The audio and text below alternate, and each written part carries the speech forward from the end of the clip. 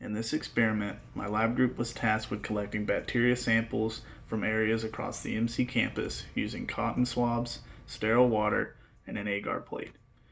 Dr. Brigatti told me it's often difficult to disinfect fabric underneath its surface levels, so I decided to take my sample from the blue fabric chair in the lobby of Gibson Hall.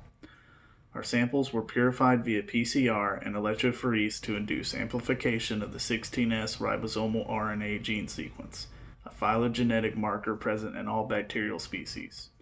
My samples, labeled U35 and UD35 to differentiate between the primers used, did not experience amplification during electrophoresis.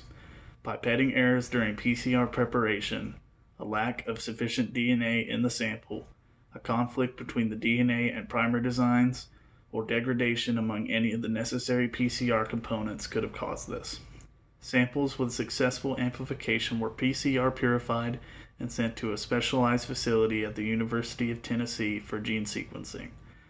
I was tasked with analyzing and editing the resulting electropherograms via Chromos software, which gives a visualization of each sample's 16S ribosomal RNA gene sequence as both a string of nucleotide bases and as a series of peaks showing the frequency of each base at points along the sequence.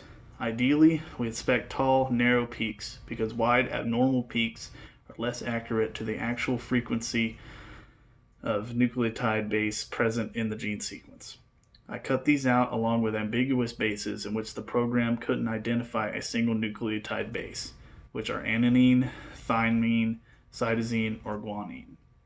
Once edited, the sequences were compared to those available in the National Center for Biotechnology Information's database to produce max score and percent identity values. Max score represents the average of matched nucleotides and the mismatches or gaps between a sample's gene sequences and the sequence it is being compared to.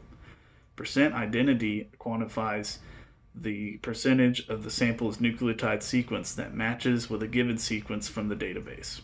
Most samples received one presumed identity based on a high max score or percent identity match, but some were given two because they matched with different species between the sequences using forward primers and those using reverse primers.